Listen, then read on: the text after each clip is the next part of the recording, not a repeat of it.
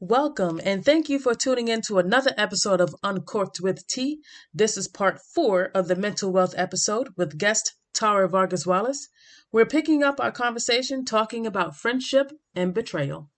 I took a different path and the outcome was so incredibly healing and enlightening. So, you know, so back to friendship. So when I was 12 years old, I had a friend that betrayed me, right? Like we all do.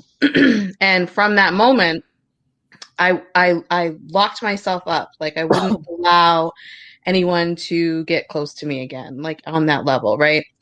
And what do you do when you excuse me, what do you do when you feel betrayed? What is your initial response, your reaction when you feel betrayed? Mine? Yeah. It used to be revenge, but I've grown and now I just go about my business. I retreat and go live my life. Like I'm done making I refuse to make your you problem my us problem. No more of that. Go live your life. I'm gonna go live mine. I don't have time for revenge. I'm busy. You go, girl. Is that how you've always been though? No, okay. I'm a Scorpio. I am. See, so that's what I'm talking about. So with me, I would, put up these walls, right? And, cement brick walls, and they'd be, hella thick and nobody could get through. But what happens when you think about cement and bricks? Like, what do you think about when you think about brick walls? I think about a stop. I think about not moving forward. I think about being stuck. Yeah, it's dark. It's a dark place to be, right? There's no light coming in, and there's no growth, right? Yeah. So the first time I was betrayed by a person, and people hurt people, and hurt people, and you got to be careful. Right. Cut yourself on people's jagged edges, and that's something that I seem to be attracted to. But either way, because I'm so sensitive, I feel things on such a deep level that when someone hurts me, like loyalty and friendship within friendships is so huge to me. So I would always put up these walls, and it would always keep me from really being able to connect with people on a deeper level because I was always too guarded, right? Yep. But recently I learned that the best thing to do is not to close yourself off. It's to open your heart, because that's where you flourish. That's where you bloom. That's how the light gets in, right? Like that's where God lives. Like you have to open your heart in order to heal. And you got to understand that people are all in their own journeys, and we're all in a different place. And that's something that I had to learn the hard way. And I used to really take it to heart when people would hurt me. But I've gotten to the point now where I've realized that everybody's just in a different place, and they may not have meant to hurt you, and sometimes you got to love people from a distance, and that's okay. And sometimes people are not arriving at the moment they need to arrive at, or not that they need to arrive at, but where you expect them to arrive at. And that's where you have to really keep your heart open and your mind open and realize that, they're on their own thing, and they'll get there when it's their time. And so that was really something that I had to learn the hard way. But absolutely, life lessons. Hell yes. Oh my God. So anybody who's watching this, make sure you check out the podcast and rewind to this moment. Okay.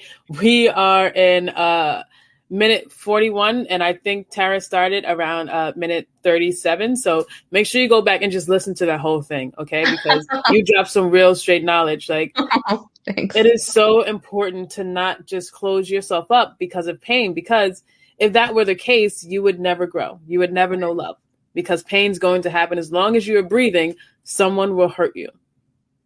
You just got to learn how to move through it. Right. And you got to forgive. You gotta forgive. Well, listen, I'm working on it. You and your revenge. Revenge is toxic, girl. Toxic. Yes, I stopped doing that because I was only hurting myself.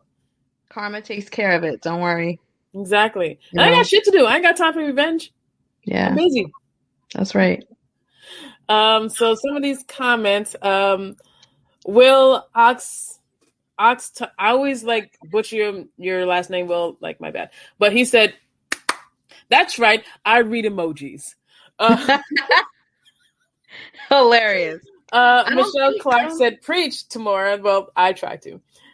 Sonny Feldman said, "Fucking yes." Just listened to Brené's interview with Sonia Renee Taylor about racial radical love, revolutionary. Yes, radical love.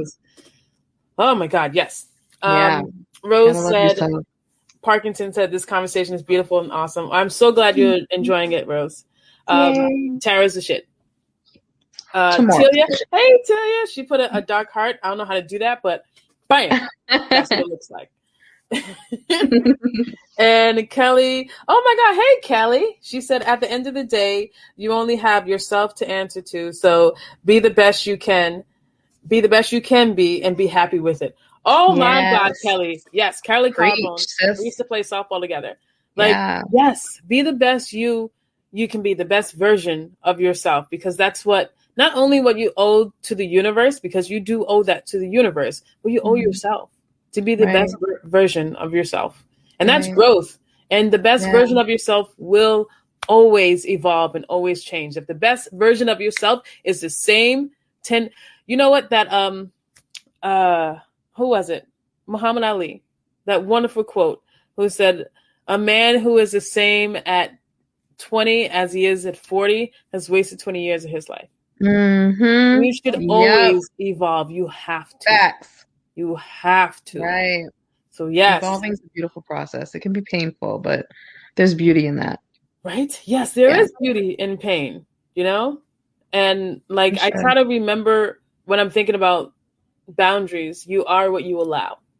And it took me forever to just grasp that idea. It's, it's only four words. You are what you allow. Okay, it's 5 words. My bad. Grasping that, the way that you allow people to treat you is the way that people will treat you. Facts. It's as simple as that. Right. Learning how to build healthy boundaries and doing that in such a way. Like, I used to be so hesitant of confrontation because, I'm not sure about you, but I grew up in a Black household. So confrontation usually means we're going to throw hands. That's what it means. I wasn't going to bring that up. Yeah. I got some stories. Man, listen. Yeah, don't beat your kids, guys. Don't beat your kids, okay? It's just trauma. It's just trauma. Let's be better than our parents, okay? But learning how to build healthy boundaries with people and know that I have the right to do that. I have every right to say what I deserve. Right. Yes. And learning how to do that. I'm still learning how to do it. It's still a work in progress, but I know right now, at this moment in my life, I know what I deserve. And I refuse to accept anything less. Yes, girl. I can't. I don't have the time to. Absolutely. If you're not giving me the best of what I deserve, I'm going to need you to fuck all the way off. Facts. Yeah. And not rude. Go live your life, go do your shit. But I will not make time in my life for your destructive decisions. Absolutely not. Yep. Do you think about that sometimes, about how to move forward with healthy boundaries and what that looks like in your life? I'm always rethinking. I'm always checking myself before I wreck myself. Remember that song, Check Yourself Before You Wreck Yourself? I'm always thinking all right, my initial reaction is never what it comes out to be, because and I had to grow to get to that point. But I'm always thinking about my reaction to things and how I'm going to respond. And I take time before I respond. And now instead of reacting first, I respond. And it takes me a minute, and sometimes ask Rachel. Sometimes I'll be hitting her up "Can you believe this bitch?" Bitch.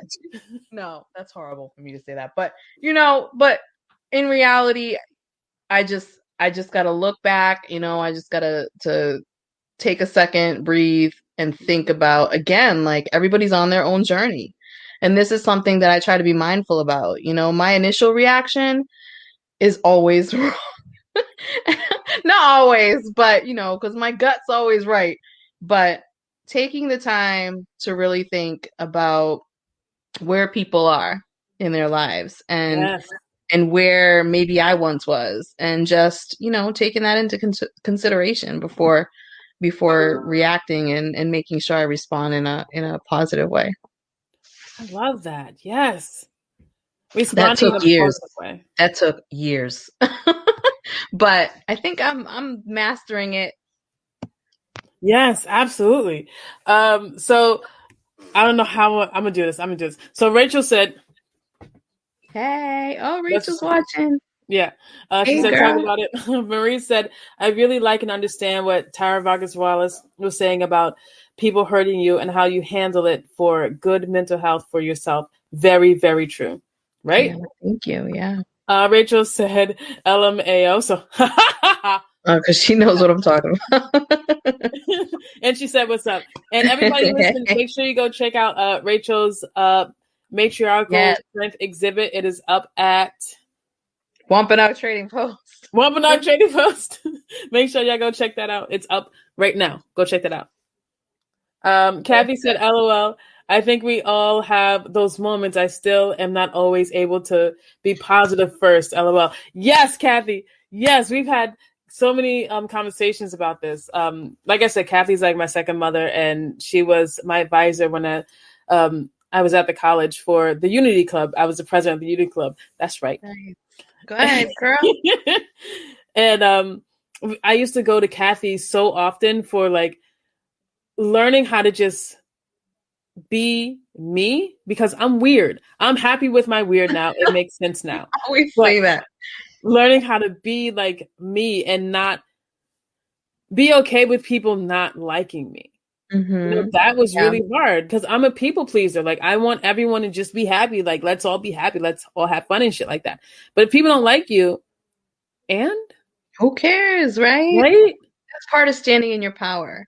Mm-hmm. And that's something I love about being a grown-ass woman. Like, once you get to that point, it's like, you're either gonna like me or not, and I really don't care. And the people that do like you, that's your tribe. That's how those are your people. Word. Thank you for tuning in to part 4 of the Mental Wealth episode with guest Tara Vargas Wallace. Stay tuned for part 5.